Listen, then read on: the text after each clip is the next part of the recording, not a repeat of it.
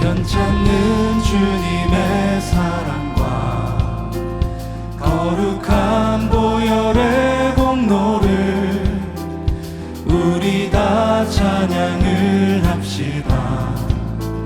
주님을 만나볼 때까지 우리를 깨끗게 한 피는 무궁한 생명의 물일세. 생명을 구원한 친구들 하나님 찬양을 합시다. 예수는 우리를 깨끗게 하시는 주시니 그의 피 우리를 눈보다 더 이게 하셨네.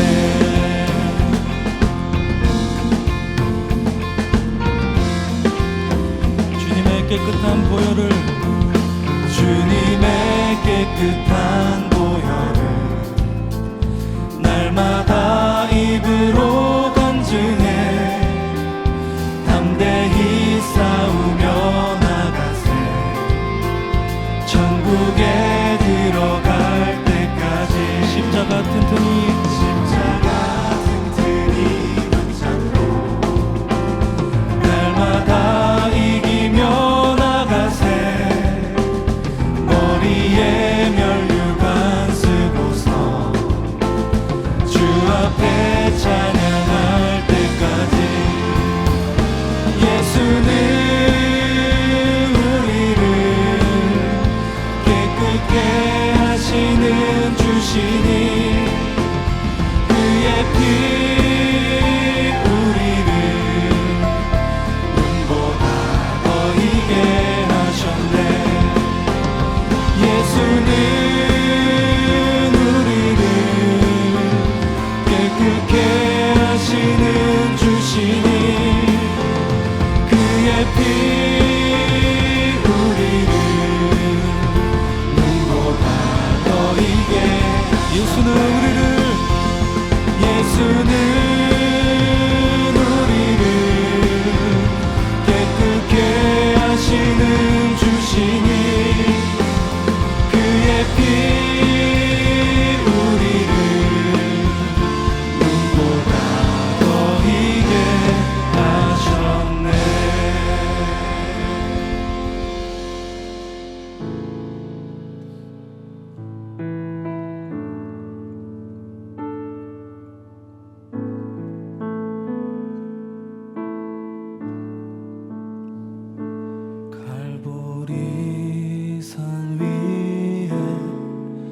십자가 섰으니 주가 고난을 당한 표라. 험한 십자가를 내가 사랑하는 주가 보혈을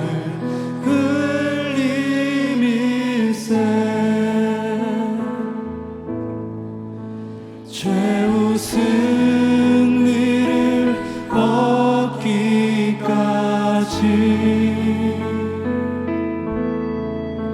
주의 십자가 사랑하니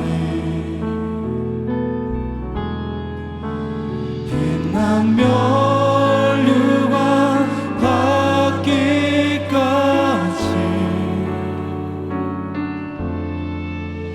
험한 십자가 붙들겠네.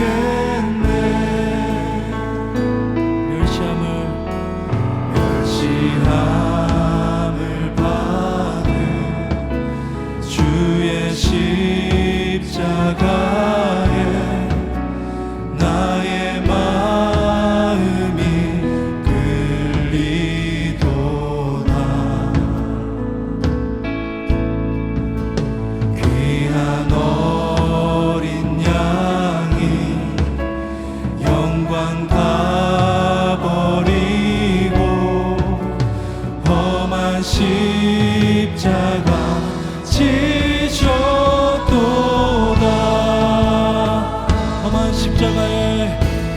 험한 십자가에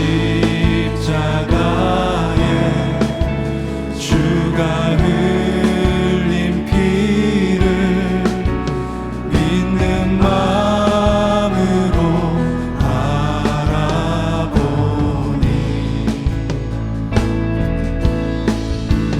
나를 용서하고 내 죄 사하시려 주가 흘리신 보혈일세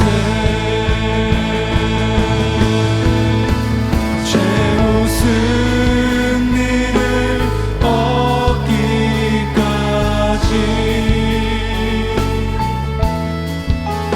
주의 십자가 사랑하니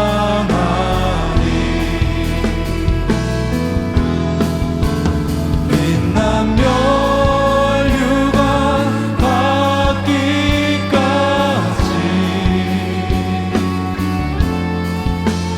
험한 십자가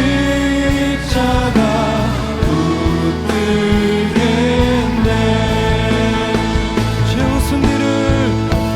죄 웃은 일을 얻기까지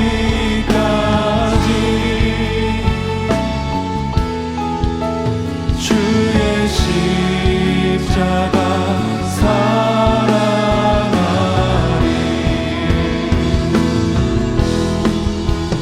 빛난 면류관 받기까지 우리 마음 다해 한 번 더 고백합시다. 죄 웃은 일을 얻기까지 죄 웃은 일을 얻기까지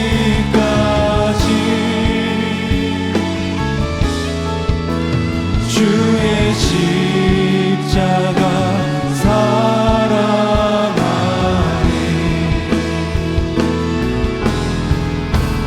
빛난 면류관 받기까지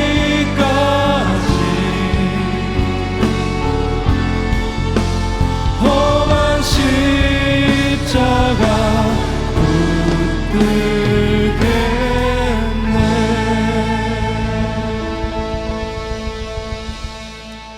붙들겠네. 끝까지 십자가만 붙잡는 우리 모두가 되기를 축복합니다. 우리 함께 말씀 보도록 하겠습니다. 누가복음 22장 54절에서 62절까지 말씀입니다. 누가복음 22장 54절에서 62절까지 말씀 우리 다 같이 합독으로 읽도록 하겠습니다. 예수를 잡아 끌고 대제사장의 집으로 들어갈새 베드로가 멀찍이 따라가니라. 사람들이 뜰 가운데 불을 피우고 함께 앉았는지라. 베드로도 그 가운데에 앉았더니 한 요종이 베드로의 불빛을 향하여 앉은 것을 보고 주목하여 이르되 이 사람도 그와 함께 있었느니라 하니 베드로가 부인하여 이르되 이 여자여 내가 그를 알지 못하노라 하더라. 조금 후에 또 다른 사람이 보고 이르되 너도 그 도당이다 하거늘 베드로가 이르되 이 사람아 나는 아니로라 하더라. 한 시간쯤 있다가 또 한 사람이 장담하여 이르되 이는 갈릴리 사람이니 참으로 그와 함께 있었느니라. 베드로가 이르되 한 말을 알지 못하노라. 아직 말하고 있을 때에 닭이 곧 울더라. 주께서 돌이켜 베드로를 보시니 베드로가 주의 말씀 곧 오늘 닭 울기 전에 내가 3번 나를 부인하리라 하심이 생각나서 밖에 나가서 심히 통곡하니라. 아멘.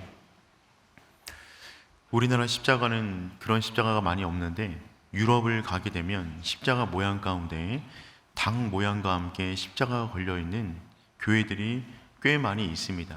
특별히 천주교 교회도 그런 십자가를 많이 답니다.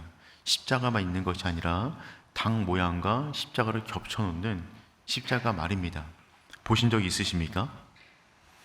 십자가에 닭을 함께 걸고 있는 이유는 여러 가지가 있습니다. 첫 번째는 닭이라는 것은 새벽을 알리는 새로운 날이 시작됨을 상징하는 동물이기 때문에 그렇습니다. 어둠이 물러가고 새로운 아침이 다가온다.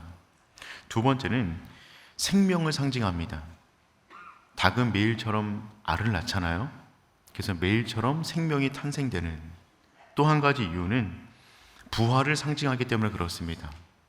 이 닭 자체가 계란을 낳고 그것이 부활을 상징하는 것으로 우리도 많이 알고 있지 않습니까? 그런데 그 닭을 달고 있는 가장 확실한 이유 중에 하나는 무엇이냐면 오늘 본문 때문입니다. 베드로 때문입니다. 그러니까 십자가의 닭 모양이 함께 있는 것은 어떤 상징을 갖고 있는 것이냐면 인간의 실패 상징인 닭이 용서의 상징인 십자가와 함께하고 있는 것입니다. 인간의 실패를 십자가가 덮는 것입니다. 그러니 여러분, 교회는 어떤 곳입니까? 교회는 베드로처럼 실패한 자들이 함께 모여 십자가 안에 큰 은혜를 받는 공간이 교회가 되는 것이죠. 오늘 우리는 본문 가운데 등장한 베드로를 통하여 우리가 과연 십자가를 따라감에 있어서 어떤 마음이 있어야 할 것인가 한번 묵상해 보는 시간 되었으면 좋겠습니다. 오늘 본문 말씀 54절 말씀 같이 함께 읽겠습니다. 예수를 잡아 끌고 대제사장의 집으로 들어가세 베드로가 멀찍이 따라가니라. 이 상황을 잠시 설명드리면 다음과 같습니다. 예수님께서 붙잡히셨어요. 그러자 그 밤에 모든 제자가 전부 다 도망쳤습니다.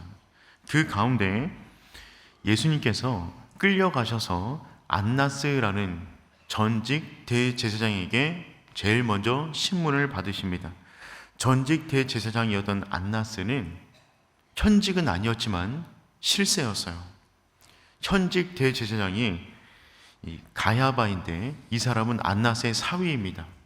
그래서 예수를 붙잡은 사람들이 가장 먼저 누구에게 데리고 오냐면 안나스에게 데리고 왔어요. 왜냐하면 이제 본 재판이 가야바에게 열릴 것인데 그 전에 예수님에 대한 유죄 프레임을 씌우기 위하여 실세였던 전직 대제사장 안나스의 허락이 있어야만 이것을 진행할 수 있기 때문에 이에게 먼저 허락받기 위하여 찾아온 것입니다. 그 전에 제자들은 절대로 주님을 떠나지 않겠노라고 다짐했지만 결국 붙잡히게 되자 모든 제자가 도망치게 되었습니다. 그 가운데 도망치다 보니까 이래서는 안 되겠다 싶어서 다시금 돌이켜서 예수님을 멀찍이 따라갔던 제자가 있었습니다. 그 제자는 누구입니까? 베드로입니다. 우리 동일한 사건을 기록하고 있는 요한복음 18장 15절 말씀 함께 읽어보겠습니다. 시몬 베드로와 또 다른 제자 한 사람이 예수를 따르니 이 제자는 대제사장과 아는 사람이라 예수와 함께 대제사장 집들에 들어갔고, 근데 보십시오, 베드로만 돌이킨 것이 아니라 또 누가 있었어요? 또 다른 한 사람이 예수를 따르니라 라고 되어 있어요. 그러면 또 다른 한 사람, 이 제자는 누구일까요? 많은 학자들은 요한일 것이라고 추측합니다. 왜냐하면 요한복음에 기록이 되어져 있고요, 요한이 꽤 인맥이 넓었던 인물로 알려져 있습니다. 지금 두 사람이 도망치다가 정신을 차리고 이래서는 안 되겠다 싶어서 다시금 돌이켜서 예수님을 멀찍이 따라가고 있는 것입니다. 멀찍이 따라가니라. 이 멀찍이라는 거리는 어느 정도 거리일까요? 안전거리입니다. 어떤 것에 대한 안전거리입니까? 자신이 제자임을 들켜도 도망칠 수 있을 만큼의 안전거리를 두고 지금 따라가고 있는 것입니다. 주님을 결코 떠나지 않겠다고 말을 했지만 십자가가 코앞에 오자 아직 십자가까지 가지도 않았는데도 멀찍이 안전거리를 두고 지금 따라가고 있는 거예요. 조금 전까지만 하더라도 이들은 주를 위해 죽을 것이라고 말을 했습니다. 그리고 이때 이 모든 제자들은 주님과 함께하는 모든 동안에 예수님 옆에 딱 달라붙어 있었어요. 요한의 경우에는 어머니까지 동원하여 자신의 자녀들을 왼편과 우편에 앉게 해달라고 부탁까지 했습니다. 베드로는 예수님이 사역하는 모든 사건 동안에, 모든 사건과 모든 사역이 있는 동안에 예수님 곁에 항상 같이 있었어요. 그런 그들이 지금은 멀찍이 안전거리를 두고 따라가고 있는 것입니다. 주님을 믿되 도망칠 수 있는 거리만큼 자신이 제자임을 알고 있지만 세상 사람들이 내가 제자라는 것을 알게 되었을 때 안전하게 도망칠 거리만큼 두고 지금 따라가고 있는 것입니다. 그런데 정말 그 안전거리가 베드로에게 안전을 주었을까요? 그렇지 않습니다. 도리어 그 거리감 때문에 베드로는 인생 가운데 가장 큰 좌절을 경험하게 됩니다. 어정쩡하게 주님을 따라갔던 베드로의 모습이 우리 안에 있습니다. 우리는 과연 주님을 따라가되 정말 십자가를 지고 따라가고 있습니까? 아니면 우리 역시 누군가에게 내가 예수의 제자임을 드러내지 않을 정도의 거리에서 주님을 따라가고 있습니까? 베드로와 함께했던 또 한 제자는 인맥이 꽤 좋은 사람이었습니다. 대제사장과 아는 사람이었어요. 그래서 예수님이 신문받는 그 장소까지 그 사람은 들어갈 수가 있었어요. 요한복음 18장 16절 말씀 우리 한번 읽어보겠습니다. 베드로는 문 밖에 서 있는지라 대제사장을 아는 그 다른 제자가 나가서 문 지키는 여자에게 말하여 베드로를 데리고 들어오니, 두 사람이 예수님 신문받는 것까지 따라왔지만 뜰 안으로 들어갈 수가 없었습니다. 그런데 또 다른 제자는 인맥이 있었기 때문에 안으로 들어갑니다. 그리고 허락을 받고 다시 나와서 문 지키는 사람에게 허락을 구하여 베드로를 데리고 뜰 안까지 들어갑니다. 그런데 베드로는 뜰 안까지는 들어갔지만 신문받는 장소까지는 들어갈 수가 없었어요. 그런데 또 한 제자는 인맥이 있었기 때문에, 대제사장을 알고 있었기 때문에 그 신문받는 장소까지 들어갑니다. 그리고 말을 하는 것이죠. 내가 곧 나올 테니 너 여기서 꼼짝 말고 기다리고 있으라고, 잘 숨어 있어야 된다고 말을 한 다음에 안으로 들어간 것입니다. 이때부터 상황이 진행이 됩니다. 초조한 마음에 베드로는 뜰에서 저 멀찍이 예수님의 모습이 보이고 있는데 지금 뜰에서 소리는 듣지 못하고 또 다른 제자가 나오기까지 기다리고 있는 거예요. 시간이 길어졌습니다. 새벽이었어요. 몸이 추웠습니다. 옆에 보니까 하인들이 불 쬐고 있는 것입니다. 그러자 베드로가 같이 좀 쬐시다, 이런 마음에 그 불에 동참하게 돼요. 요한복음 18장 18절 말씀 읽어보겠습니다. 그때가 추운 고로 종이 아랫사람 불을 피우고 서서 쬐니 베드로도 함께 서서 쬐더라.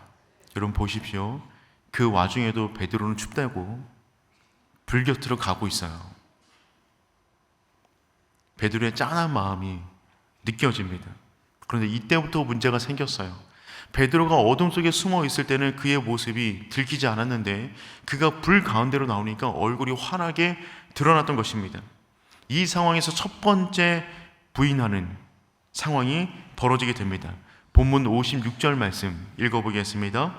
한 여종이 베드로의 앉은 것을 보고 주목하여 이르되 이 사람도 그와 함께 있었느니라 하니, 불빛 가운데 얼굴이 드러나자 사람들이 보게 된 것입니다. 많이 본 사람인데 이 사람도 그와 함께 있었다 라고 소리를 친 거죠. 얼마나 당황했을까요? 베드로는 그 순간에 뭐라고 말하냐면 내가 그를 알지 못하노라 라고 말을 합니다. 계획된 말이었을까요? 본심이었을까요? 아니에요. 무의식적으로 튀어나온 겁니다. 내 마음이 그렇지 않은데 자기가 지금 공격받고 있으니 무의식적으로 그 말이 튀어나온 거예요. 우리 역시 베드로의 이 마음을 이해할 수 있잖아요. 내 본심이 그게 아닌데 어떻게 대화를 섞다 보니까 나 그렇게까지 열심히지는 않아요, 이런 마음, 이런 말을 뱉을 때가 우리 역시 있지 않습니까? 베드로가 지금 그런 상황 가운데 있는 겁니다. 안전거리를 두고 있다 보니까 지금 자기도 모르게 본심이 아닌 말이 나오고 있는 것이죠. 시간이 지났어요. 두 번째 부인하는 장면입니다. 58절 말씀 읽어보겠습니다. 조금 후에 다른 사람이 보고 이르되,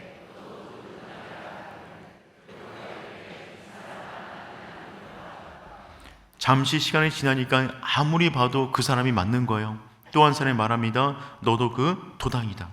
처음에는 그와 함께 있었던 자다라고 말했는데 가만히 보니까 맞는 거예요. 너도 그 도당이다. 도당이라는 말은 그 그룹이다, 그 패거리다, 한편이다 라는 말이잖아요. 이 사람들이 어떻게 베드로의 얼굴을 알아봤을까요? 예수님 곁에 딱 달라붙어 있었거든요. 3년간 베드로는 예수님 옆에 딱 달라붙어 있었습니다. 예수님께서 놀라운 이적과 기적을 행하실 때 그 곁에서 자신의 존재감 역시 같이 드러냈을 것입니다. 내가 이분의 수제자라고, 내가 이분과 함께 풍랑유를 걸었던 유일한 제자라고. 그러지 않았겠습니까? 그 순간에 딱 달라붙어 있었던 베드로, 그의 정체가 들켜지자 그는 2번이나 말합니다. 이 사람아 왜 이래? 나 몰라. 여러분이 베드로를 생각해 보시길 바랍니다. 2번이나 들켰어요. 그러면 어떻게 해야 됩니까? 빨리 도망쳐야죠. 근데 베드로는 그러지도 못합니다. 왜 그랬을까요? 정말 자리를 빨리 뜨면 그 사람 만나보다 신고해서 붙잡혀 갈까봐 도망치지도 못하고 그 자리에서 앉아서 마치 자기는 아무 관련도 없는 사람인 것처럼 이런저런 말을 막 하기 시작합니다.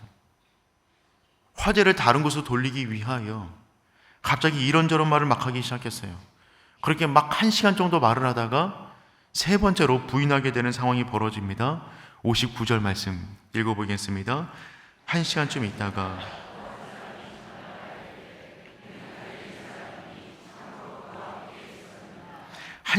있다가 한 사람이 장담하여 말합니다. 이 사람 진짜 맞다. 왜냐하면 이는 갈릴리 사람이라. 갈릴리 사람이라 무슨 말을 하고 있는 것이냐면 지금 표준어를 쓰고 있지 않다는 거예요. 갈릴리 지방의 언어, 방언을 쓰고 있다는 말입니다. 베드로가 긴장을 놓는 바람에 갑자기 자기 사투리가 나온 거예요. 예수님은 어디 사람입니까? 갈릴리 사람이에요. 그러니 예수님과 동일한 억양의 말을 쓰고 있으니 너는 반드시 그와 함께 있었던 자다라고 지금 말을 하고 있는 것입니다. 이 상황에 대해서 보다 직설적으로 표현했던 마태복음 26장 73절은 다음처럼 기록해 놓았어요. 우리 한번 읽어볼까요? 조금 후에 곁에 섰던 사람들이 나와 베드로에게 이르되 너도 진실로 그 도당이라.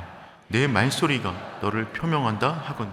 내 말소리가, 내 억양이 갈릴리 사람인데 저기 안에 잡혀있는 저 사람과 똑같은 억양을 쓰고 있으니 너가 맞다는 거예요. 이 순간에 베드로의 마음이 얼마나 무너졌을까요? 그는 자기가 절대로 아님을 증명하기 위하여 저주까지 합니다. 74절 말씀 읽어보겠습니다. 그가 저주하여 맹세하여 이르되 나는 그 사람을 알지 못하노라 하니 곧 닭이 울더라. 베드로는 어쩔 수 없이 그 상황을 모면하기 위하여 저주까지 하며 맹세합니다. 이때 저주는 누구를 저주했다는 말일까요? 예수님을 저주했다는 말은 아닙니까? 거기까지는 가지 않았어요. 여기서 저주는 자기를 저주했다는 말입니다. 우리 역시 그런 말 많이 하지 않습니까? 내 말이 사실이 아니라면 내가 뭐다. 내 말이 사실이 아니라면 내가 천벌을 받을 것이다. 이런 식의 표현을 지금 하고 있는 것입니다. 자기를 저주해 가면서까지 지금 자기가 아님을 3번이나 말하고 있는 거예요. 이와 같은 베드로의 마음이 진심이었을까요? 아닐 겁니다. 진심 아니에요. 그랬다면 벌써 도망쳤을 거예요. 그래도 주님을 따라온 제자입니다.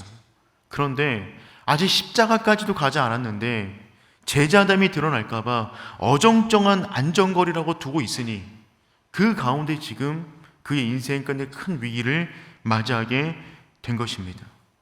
자기도 모르게 자기 안에 있는 소리가 아닌 다른 소리가 지금 나오고 있는 거예요.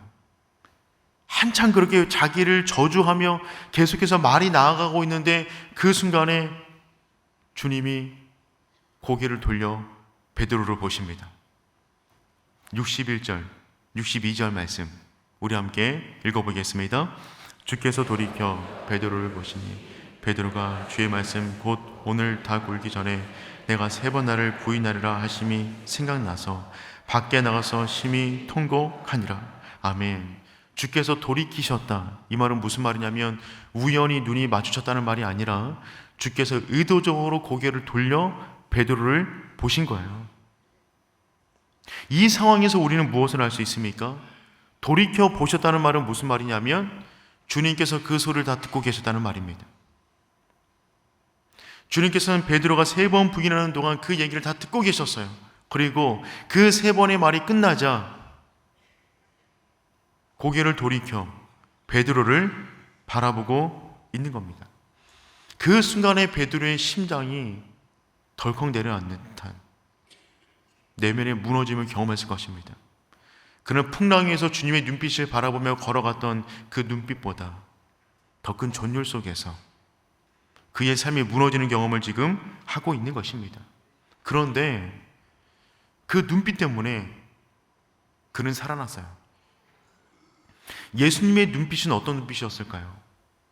만약에 그 눈빛이 비난과 원망과 내너 이럴 줄 알았다 라고 하는 눈빛이었다면 베드로 역시 유다와 같은 인생의 결론을 냈을 것입니다. 어떻게 살아갈 수가 있어요? 그런데 예수님 눈빛은 그런 눈빛이 아니었어요.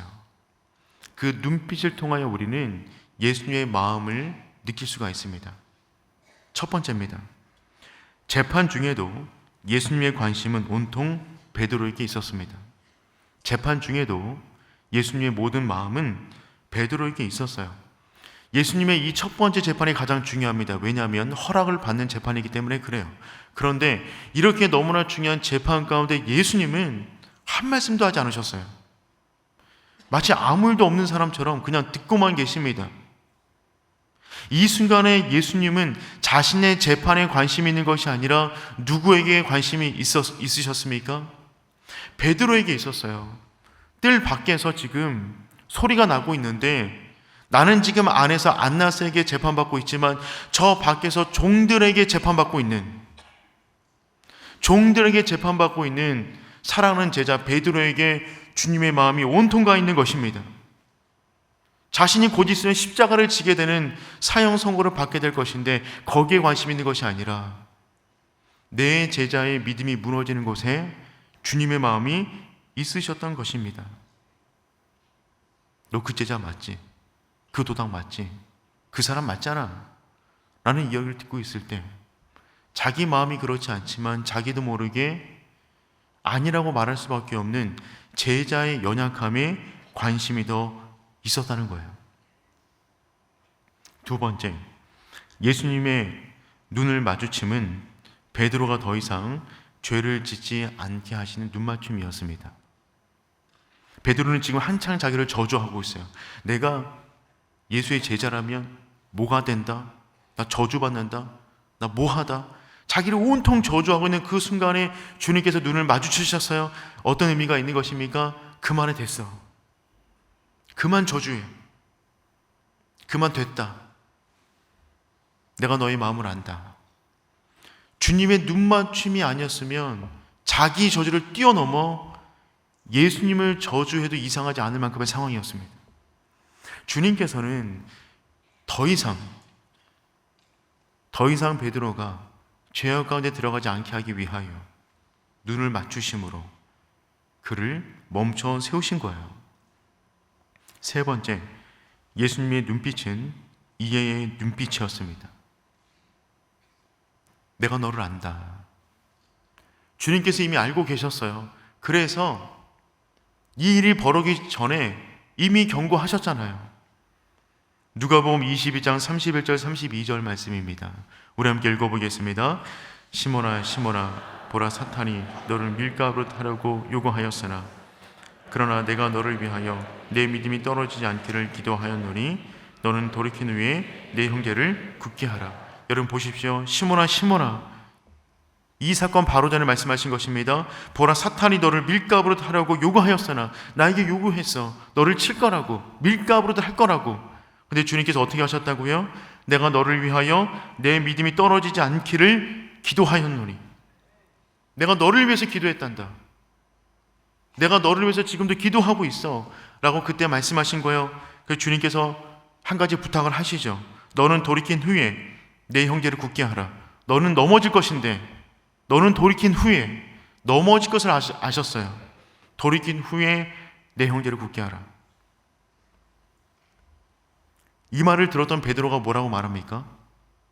33절입니다. 읽어보겠습니다. 그가 말하되 주여 내가 주와 함께 오게도 죽는 데에도 가기를 각오하였나이다. 주님 무슨 말씀 이렇게 섭섭하게 하십니까? 나는 주를 위하여 오게도 가고 죽는 데까지 가기를 각오하였나이다. 베드로는 자기 믿음에 대한 확신이 있었어요. 자기 사랑에 대한 확신이 있었어요. 나는 그런 사람 아닙니다. 아직도 나를 모릅니까? 저는 절대로 그럴 일이 없습니다. 자기 믿음에 대한 확신은 자기를 배신합니다. 우리는 그만큼 믿음이 있는 존재가 아니에요. 우리는 우리를 믿지 않습니다. 우리는 우리 믿음을 믿을 수가 없어요. 우리는 오직 주님만 바라볼 뿐입니다. 베드로는 지금 자기의 자아가 무너지는 경험을 하고 있는 것이죠.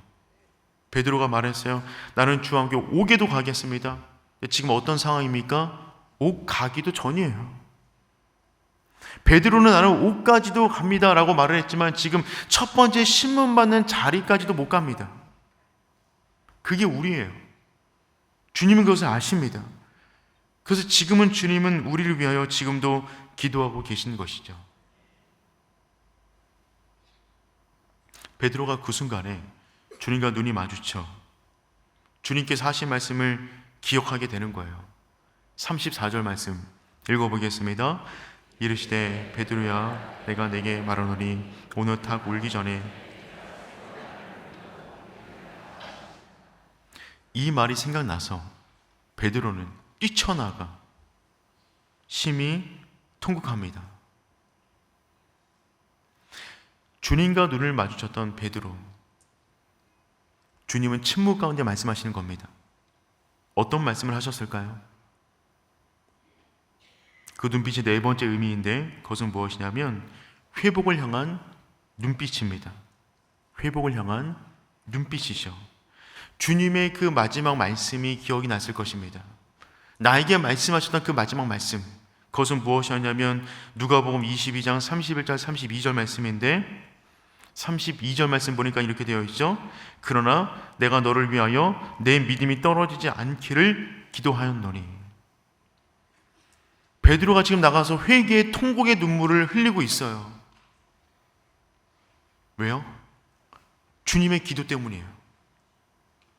그가 회개의 자리에 돌아올 수 있었던 것은 그나마 유다처럼 인생을 끝내버리는 것이 아니라 그나마 회개에 대해서 통곡의 눈물을 흘릴 수 있었던 것은 주님의 기도가 있었기 때문입니다. 그 순간에 주님의 부탁이 떠올려지지 않았을까요? 돌이킨 후에 내 형제를 굳게 하라. 너는 넘어졌지만 내가 알고 있어. 그런데 너는 여기서 끝이 아니다. 너에게 맡겨진 자들이 있다. 그들을 굳게 하라. 주님의 은혜는 베드로 실패 그 앞에 있는 은혜입니다.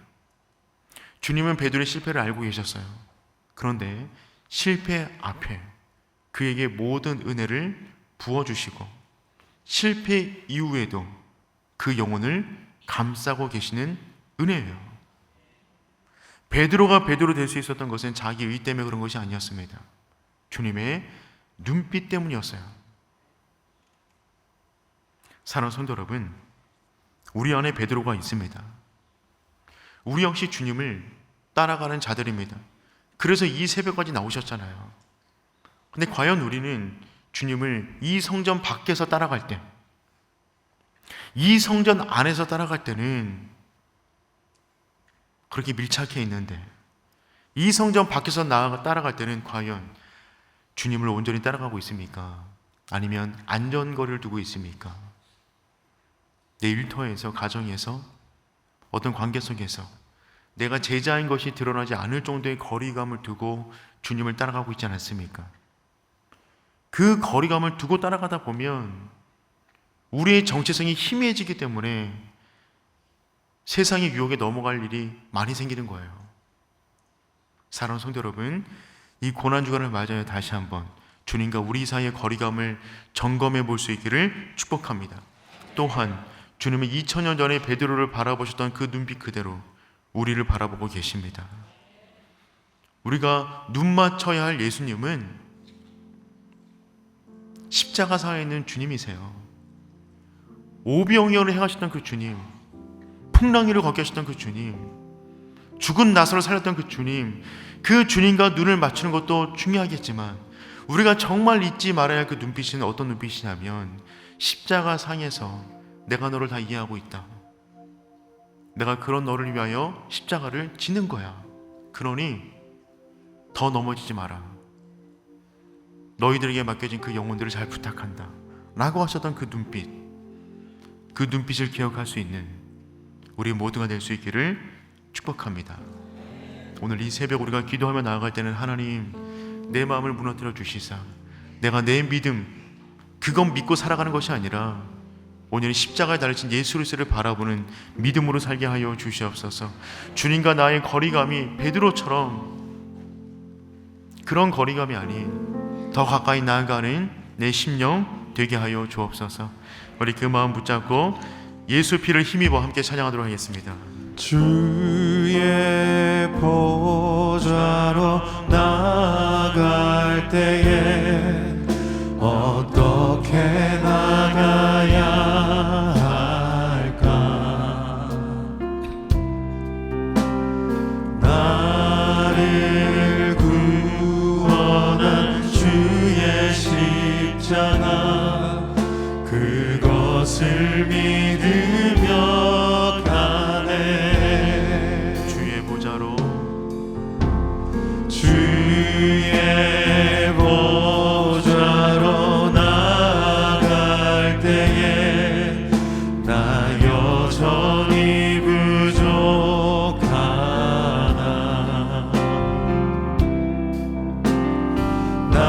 나를 품으신 주의 그 사랑 그것을 믿으며 가네.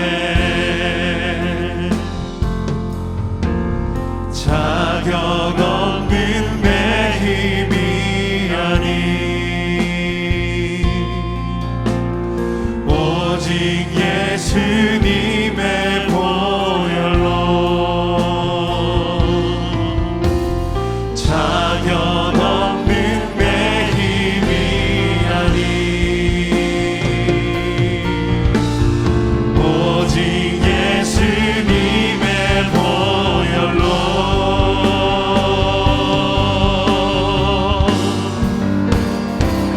십자가의 보혈 완전하신 사랑 힘입어 나갑니다.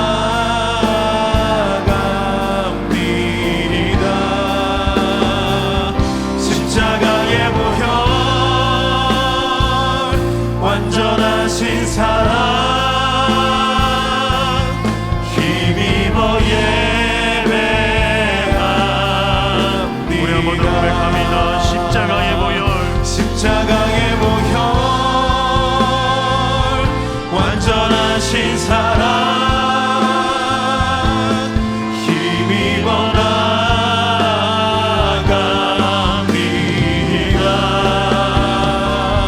십자가의 보혈 완전하신 사랑 힘입어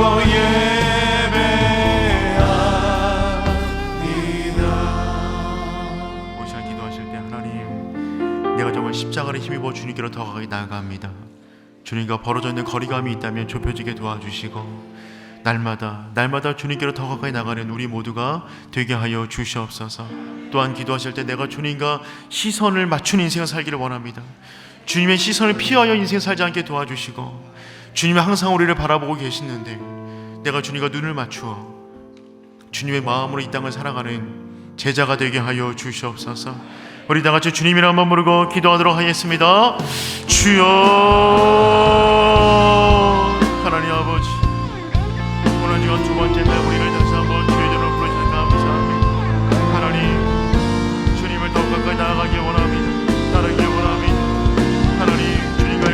온전히 좁혀지게 하여 주시옵소서. 멀찍이 따라가는 것이 아니라 더 가까이 나아가네 나의 삶과 인생이 될 수 있도록 인도하여 주시옵소서. 주님과 눈이 마주치기 원합니다. 하나님